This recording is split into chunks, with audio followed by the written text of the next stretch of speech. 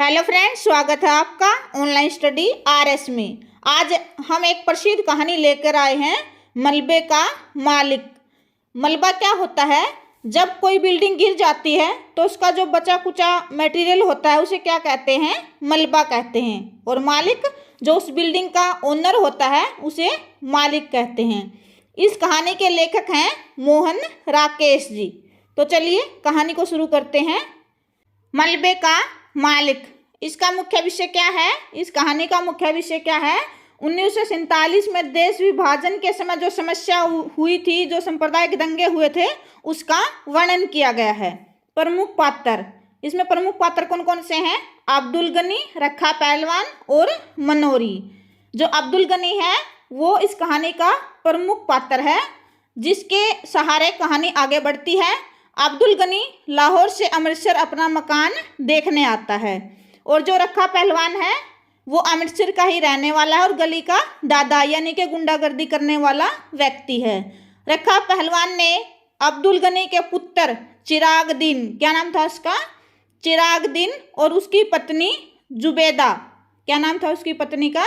जुबेदा, तथा उनके दोनों बच्चे किश्वर और सुल्ताना को मारकर नहर में फिकवा देता है ताकि वह उस पर, उनके जो घर था उस पर कब्जा कर सके।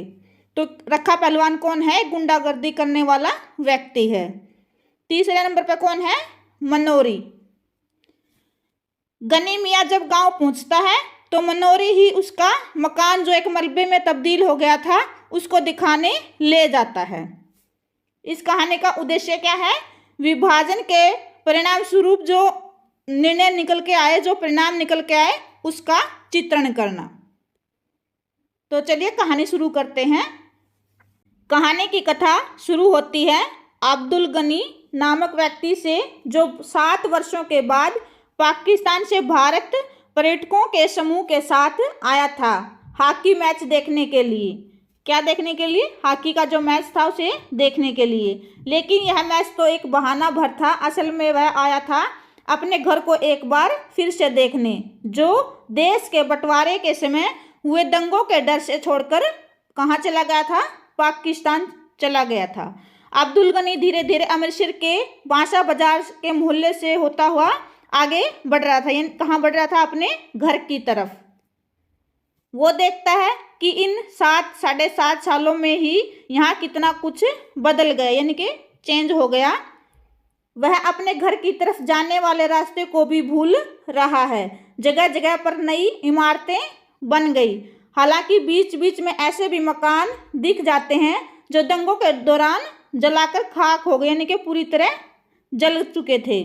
वह गली के मुहासे पर पहुंचकर भटका हुआ सा खड़ा हो जाता है। तभी उसे एक युवक दिखाई देता है जिसे वो देखते ही पहचान जाता है। उसका नाम क्या था? मनोरी। अब्दुल गनी उसे आवाज लगाता है, मनोरी। यह मनोरी कभी अब्दुल गनी के परिवार का पड़ोसी था। क्या था? पड़ोसी, यानी कि घर के जो पास रहता है उसे पड़ोसी बोलते हैं। मनोरी भी अब्दुल गनी के बताने पर कि वो लोग इसी गली में रहते थे और उनका जो बेटा था चिराग उनके घर का दर्जी था। अब्दुल गनी को पहचान लेता है और उसे उसका हाल चाल पूछता है। अब्दुल गनी कहता है कि चिराग और उसके बीवी बच्चे तो अब मुझे मिल नहीं सकते, मगर मैंने सोचा कि एक बार जाकर मकान जो उस पाकिस्तान चले गए थे मकान को छोड़कर उसे देख लूं। उसकी मुंह से भी निकला मलबा। मलबा क्या होता है? जो बिल्डिंग गिर जाती है उसके बाद जो कचरा बचता है, जो मटेरियल बचता है, उसे क्या कहते हैं? मलबा कहते हैं। इसके बाद मनोरी ने बताया कि उसके मकान को उसी समय आग लगा दी गई थी। कब? जब वो उस मकान को छोड़कर गया था पाकिस्तान, तो उसी समय क्या है, उसके मकान को आग लगा दी गई थी। इतना बोलते ही अब्दुल गनी की आंखों में आंसू आ जाते हैं। मनोरी ने अब्दुल गनी की जो बांह थी उसको पकड़ा, उसके हाथों को पकड़ा और बोला, चलो मैं आपको आपके घर ले चलता हूँ। जहाँ कभी अब्दुल गनी का नया मकान हुआ करता था, अब वहाँ पर क्या था? टूटा फूटा मटेरियल पड़ा था। क्या पड़ा था? वहाँ पर मकान गिर जाने के बाद जो मटेरियल बचता है वो क्या है? मलबा पड़ा था। मनोरी ने उसी मलबे की तरफ इशारा करते हुए अब्दुल गनी से कहा, वह था तुम्हारा मकान। अपने नए बने मकान को इस हालत में देखे जाने की कल्पना उसने नहीं की थी। लेकिन मनोरी ने अब्दुल गनी को यह नहीं बताया कि घर को आग लगाने से पहले उसके बेटे चिरागुद्दीन, क्या नाम था उसके बेटे का, चिरागुद्दीन को घर से बाहर गली में बुलाकर किसने मारा, रखा पहलवान ने अपने साथियों के साथ मिलकर मार डाला। चिरागुद्दीन की जो बीवी थी और जो उनकी बेटियां थी उनको भी मारकर उनकी लाश को क्या किया, नदी में फेंकवा दिया, नहर में के जो पानी होता है उसमें फेंक दिया था। कहानीकार ने सामने पड़े अपने घर के मलबे को देखकर अब्दुल गनी की विचलित स्थिति का वर्णन करते हुए लिखा, गनी छड़ी के सहारे चलता हुआ किसी तरह मलबे के पास पहुंच गया। यहाँ पर क्या है, कहानीकार है जो अब्दुल गनी था उसके मनोस्थिति का वर्णन कर रहा है।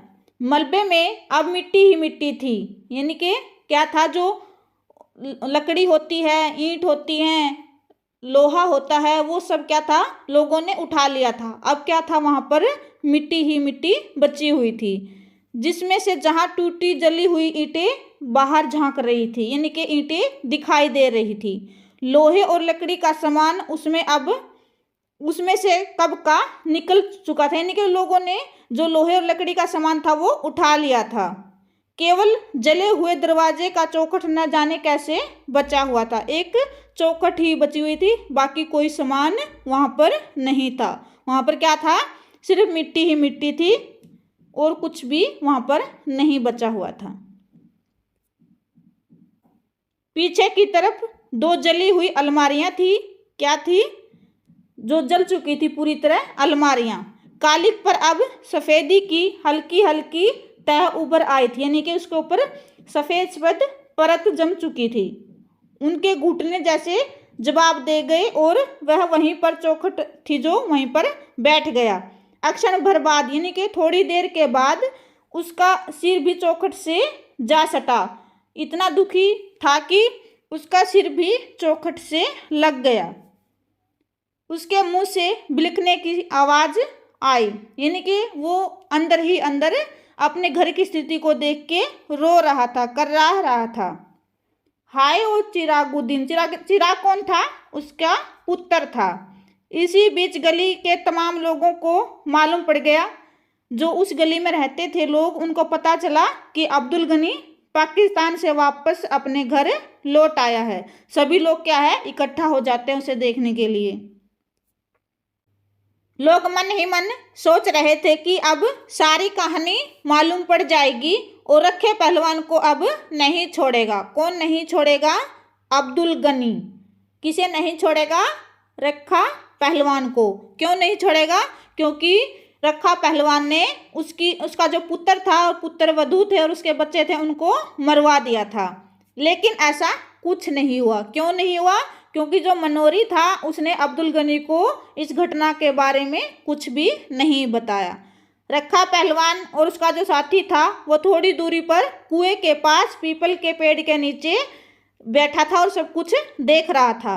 रखा पहलवान उसे जाहिर नहीं होने दे रहा था कि अब्दुल गनी के आने से उसे कोई फर्क पड़ा है। लेकिन जो उसका जो साथी था वो काफ़ी चिंतित था कि कहीं अब्दुल गनी को सारी कहानी मालूम न पड़ जाए। अब्दुल गनी अपने टूटे मकान और अपने बेटे चिरागुद्दीन का मातम मनाकर वापस लौटने लगा। मनोरी ने उसकी बाँह अपने हाथ में पकड़ी हुई थी। दोनों कुएं के पास से गुजर रहे थे, यानी कि जहाँ पर वो रखा पहलवान बैठा हुआ था वहाँ से वो गुजर रहे थे। रखा पहलवान बैठा हुआ था, अब्दुल गनी उसे एक नज़र देखकर पहचान गया। मुस्कुराते चेहरे के साथ उसकी तरफ अपनी दोनों बाहें खोलकर बढ़ता है, यानी कि उसे अपने गले लगाना चाहता है, खुश हो जाता है कि मैं इसे पहचानता हूँ और वो उससे मिलना चाहता है। रखा पहलवान गला सूख जाता है। गला क्यों सूख जाता है, उसे डर है कहीं ये इसे पहचान न ले और इसे पता न चल जाए कि कैसे उसने उसके पुत्र को मरवा दिया। इसके बाद छोटी छोटी बातें पूरी कहानी में बड़ी अनुगूंज बनकर विस्तार ले लेती हैं। अनुगूंज क्या होता है, अनुगूंज प्रतिध्वनि, देर तक बरकरार रहने वाली ध्वनि, यानी कि जो बातें कहीं सुनी जाती हैं वो बार बार दिमाग में घूमना। पहली क्या थी, अब्दुल गनी अपने बेटे की मौत का मातम मनाकर वापस पाकिस्तान चला जाता है। फिर उसके द्वारा जो बातें उसके सामने कही गई थी, जो रखा पहलवान और अब्दुल गनी के बीच में जो बातें हुई थी कि किस प्रकार उसे उस मकान में रहने की गलती नहीं करनी चाहिए थी, उसे मदद के लिए रखा पहलवान समेत पड़ोसियों से मदद लेनी चाहिए थी, और जिस प्रकार रखा पहलवान ने उस मकान पर अपना कब्जा जमा रखा था, पूरा रोब जमा रखा था, वो क्या था, अब एक मलबे में तब्दील हो गया था, बदल गया था। जिस घर को वो पाने के लिए उसने अब्दुल गनी के पुत्र को मार दिया था, वो क्या है, वो घर अब मलबे में तब्दील हो गया था, पूरी तरह तहस नहस हो चुका था। जहां समाज के कीड़े मकोड़े आवारा कुत्ते बसते हैं, जिनकी समाज में अपनी कोई कमाई हुई अर्थात अर्जित जगह नहीं हुआ करती। इसमें क्या है, जब कोई चीज़ मलबे में तब्दील हो जाती है, मलबे में चेंज हो जाती है, नष्ट हो जाती है, तो उसमें क्या है, कीड़े मकोड़े रहने लगते हैं। और जो आवारा कुत्ते हैं उनका कोई निश्चित घर तो होता नहीं, वो ऐसी ही जगहों पर अपना बसेरा बना लेते हैं। इस एहसास ने रखा पहलवान को उस मकान से पूरी तरह अपरिचित बना दिया। इन एहसासों ने उसे इतना दुखी कर दिया, उन्हें रखा पहलवान था जो उसको अंदर से इतनी आत्मग्लानि महसूस हुई कि क्यों तुमने इस मकान के लिए अब्दुल गनी का जो पुत्र था उसको क्यों मारा, जिसे हड़पने के चक्कर में उसने निरर्थक मलबे में तब्दील कर दिया, यानी कि उस मकान को अब मलबे में तब्दील कर दिया। तो यहाँ पर क्या है, कहानी समाप्त हो जाती है। इसमें रखा पहलवान की आत्मग्लानि को भी व्यक्त किया गया है। आशा करते हैं आज का ये वीडियो आपको अच्छा लगा होगा। अच्छा लगा हो तो लाइक शेयर सब्सक्राइब करें। धन्यवाद।